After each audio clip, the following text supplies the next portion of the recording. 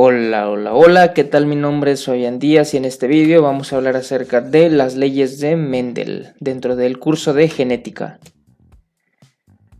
Primeramente, ¿quién es Mendel? Él es el padre de la genética, un monje que realizó experimentos con guisantes, con la planta Pisum sativum o planta del chícharo. Él buscaba analizar y entender los mecanismos de herencia en la planta.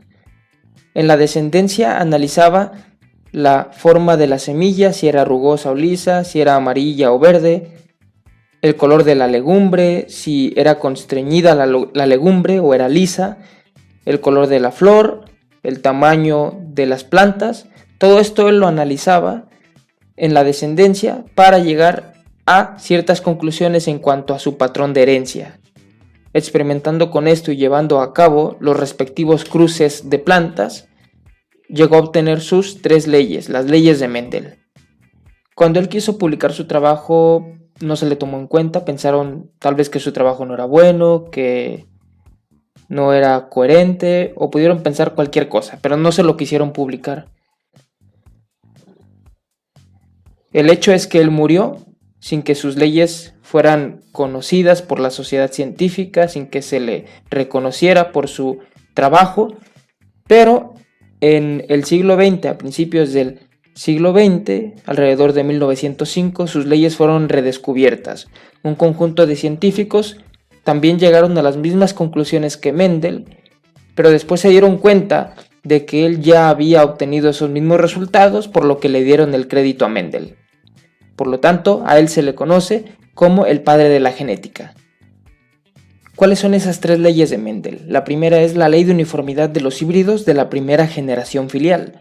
Esta dice que el cruce de 2 razas puras da una descendencia híbrida, uniforme, tanto fenotípica como genotípicamente. Cuando hablamos de razas puras, nos referimos a individuos que son homocigotos para una característica, para un gen. Aquí vemos a un individuo con semillas amarillas, estamos hablando de la planta Pisum sativum, claro, y aquí tenemos individuos con semillas verdes. El alelo A mayúscula es el alelo dominante que codifica para el color amarillo y el alelo A minúscula es el recesivo que codifica para el color verde de semilla. Al ser este homocigoto dominante, es un raza pura dominante. Este es un raza pura recesivo. Si nosotros cruzamos a estos 2 individuos, nos vamos a percatar de que solamente pueden producir gametos de un solo tipo. Este solamente gametos con el alelo A mayúscula y este solamente gametos con el alelo A minúscula, porque no tienen otro tipo de alelos. Cuando digo gametos me refiero a células de reproducción, como en el ser humano es el óvulo o el espermatozoide. Entonces estos van a producir gametos para la reproducción, para cruzarse con otra planta, con alelos A mayúscula, en el caso de esta planta con semillas amarillas, y gametos con alelo A minúscula para esta planta con semillas verdes. Aquí vamos a realizar el cuadro de Punnett. Este es un cuadro de Punnett. En la parte superior, en las 2 casillas superiores, vamos a poner los 2 gametos del individuo de semillas amarillas y en la parte de las casillas verticales, en esta parte lateral, se colocan los gametos con el alelo A minúscula del individuo de semillas verdes. Si nosotros hacemos el cruce de gametos A mayúscula con A minúscula, nos va a dar un individuo heterocigoto. Aquí también nos va a dar un individuo heterocigoto, aquí también y aquí también. Así van a quedar los cruces. Y la descendencia de este cruce entre estas 2 plantas va a producir solamente individuos con semillas amarillas y heterocigotos, todos. ¿Por qué todos van a ser amarillos? Porque al haber un alelo dominante va a tapar al recesivo. El alelo que codifica para el color amarillo es dominante y va a tapar al que codifica para el color verde, que es recesivo. Esto es lo que nos dice la primera ley de Mendel, que al cruzar dos individuos de raza pura, toda la descendencia va a ser genotípicamente igual, porque todos son heterocigotos, y todos van a ser fenotípicamente igual, porque todos son de color amarillo, porque el alelo dominante tapa al recesivo. Esto tomando en cuenta solamente un gen, claro. No olviden que para construir el cuadro de Punnett tenemos que cruzar los gametos. A mayúscula con A minúscula nos queda A mayúscula A minúscula. A mayúscula con A minúscula nos queda A mayúscula A minúscula. A mayúscula con A minúscula nos queda A mayúscula A minúscula. Y A mayúscula A minúscula nos queda A mayúscula A minúscula. Así hacemos los cruces en el cuadro de Punnett. Ahora veamos la segunda ley de Mendel. Esta nos dice que al cruzar entre sí los híbridos obtenidos en la primera generación, los que ya obtuvimos aquí, los caracteres antagónicos que poseen se separan y se reparten entre los distintos gametos, apareciendo así varios fenotipos en la descendencia. Esta es la ley de la segregación.